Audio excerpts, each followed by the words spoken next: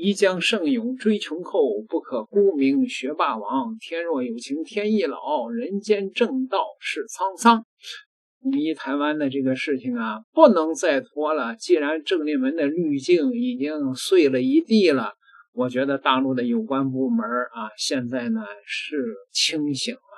中国的很多的大 V 啊，现在呢是在揭底批判郑丽文和国民党啊。现在呢，从台湾岛内传来的这个最新的情况，也证明了中国大 V 看得很透彻，就是台湾的这三党，无论是蓝绿白，都是形形色色的台独，这是国台办说的。而且呢，这群人呢，舔美国是没有上限的，争先恐后的是卖台呀。最近呢，他们提出了所谓的防务自主的无人机产业，民进党还有国民党、民众党推出了3套版本，三党在预算编制模式、监管机制上分歧巨大，互不妥协。从固定的高额预算到无上限的采购，从特别预算到年度的常规预算可以说是恶斗不休啊！所谓的打造无人机产业、强化防务自主的口号这绝对就成了这三党争宠美国的一个比谁声量大的政治工具啊。那么现在呢，三党的草案版本呢是全面的对立的。民进党提出了2100亿元而国民党这边呢，郑丽文公布了说是6年总规模2400亿元，金额比民进党还要高。而人家民众党呢，30日推出了强化防务的无人机产业条例，最大亮点是取消了金额上限无上限采购好家伙，这帮人全疯了，你知道吗？一个比一个争宠纷纷跟美国爸爸说，你看我我给你孝敬的最多，好嘛，这个人家民众党说了，干脆吧就全孝敬了吧，无上限吧。全都是卖台贼，全都是形形色色的台独，这简直是痴人说梦啊！纷纷炒作无人机是下一代的护台神山产业，妄图复制半导体产业优势但是呢，你要是脱离了这种所谓的发展大势与产业现实这些全都是笑话。你从产业根基来看呢，台湾地区的无人机产业链极不完整，核心芯片、精密电机、导航元件、关键零部件高度依赖中国华强北进口，缺乏自主研发与量产能力，即便是投入1000亿预算，也无法快速补齐产业链的短板。同时呢，岛内的市场体量狭小，内需严重不足，产业呢发展高度依赖外部市场。人家大陆拥有全球最完整的无人机产业链，庞大的消费市场与成熟的技术体系，占据了全球民用工业级无人机的主导地位。这个台湾地区的产业根本就不具备竞争优势，妄想用这玩意儿来抵抗武统台湾，那不简直是痴人说梦吗？中国的大 V 汤家凤也看清楚了，这个现在这个台湾的这3个党全都是台独也那个别被那个郑丽文那个喊着是中国人的口号给骗了，赶快吧！统一最大绊脚石抓到了唐家凤骂郑丽文，骂的一点毛病都没有。今天这事真值得说道。两岸统一最大的绊脚石，您猜是谁？还真不是那些明目张胆喊台独的，反倒是这么一群跑到大陆来骗吃骗喝，当面一套背后一套的政治两面派。这话听着扎耳朵，可您听我把这盘账一笔一笔算完，您就明白这话说的在不在理了。咱先把这件事的来龙去脉给您铺清楚。事情的主角是岛内一位叫郑立文的政治人物，他跑到了南京的中山陵。我先给您说说中山陵是个什么地方。那是孙中山先生的陵寝，是两岸中国人共同敬仰的地方，承载着整个民族的历史分量。郑立文就在这么个庄严的地方，对着镜头哭得稀里哗啦，嘴里喊着两岸同胞血浓于水。这画面看着是不是挺感人？可您先别急着被打动，因为他一转头给大陆带回来的竟然是一颗包着毒药的糖果。这话怎么讲？他死活就是不肯吐出统一这两个字，反而大谈什么要搞欧盟模式，要搞对等治理。这一手就把他真正的底牌给露出来了。南京理工大学有位唐家凤老师实在看不下去了，直接在全网掀了他的桌子，把他这套虚伪的把戏给戳穿了。我跟您说，唐老师这一骂的是一点毛病都没有，因为这帮人就是天底下最虚伪的两面派。咱先来扒郑立文身上那层光鲜亮丽的伪装。他嘴里蹦出来的欧盟模式听着是不是挺高级挺洋气？不少不明真相的网友差点就被他这套词给糊弄过去了。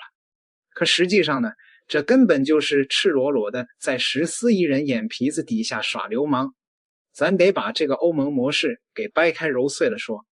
欧盟是个什么概念？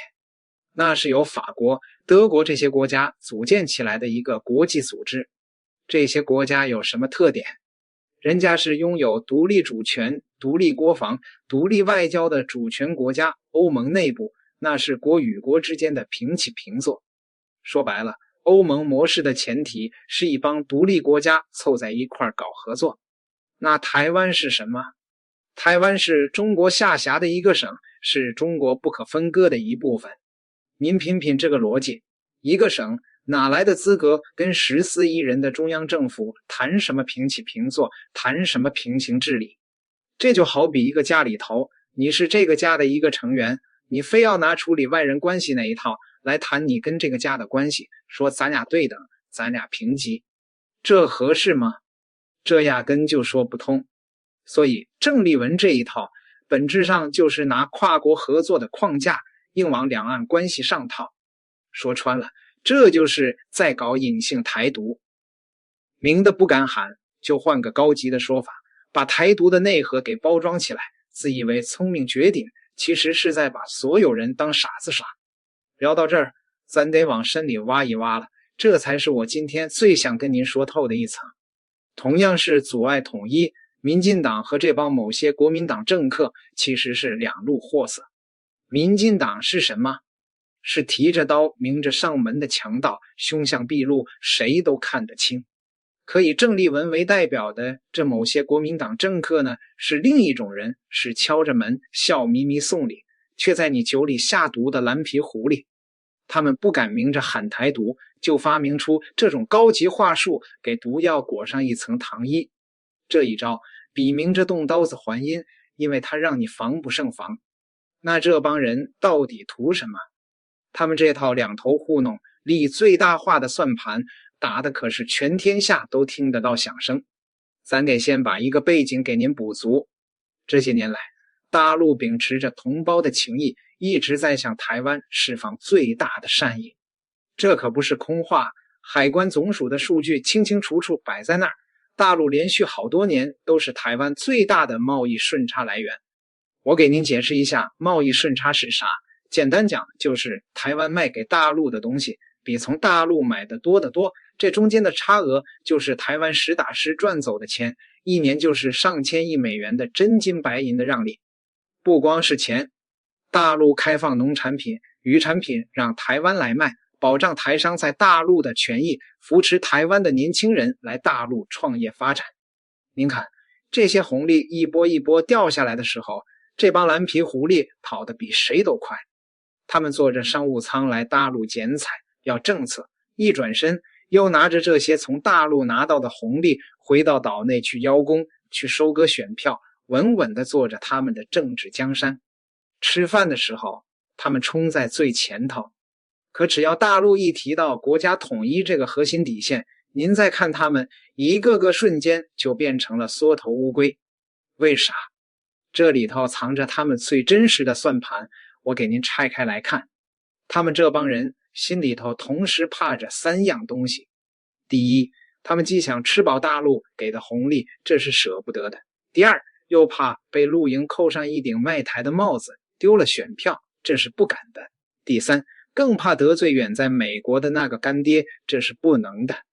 又想要，又不敢，又不能，3股劲儿一搅和，他们就发明出了一套不统、不独、不武的鸵鸟心态，在两岸的夹缝里头反复横跳。您再回头看中山陵那一幕，就全懂了。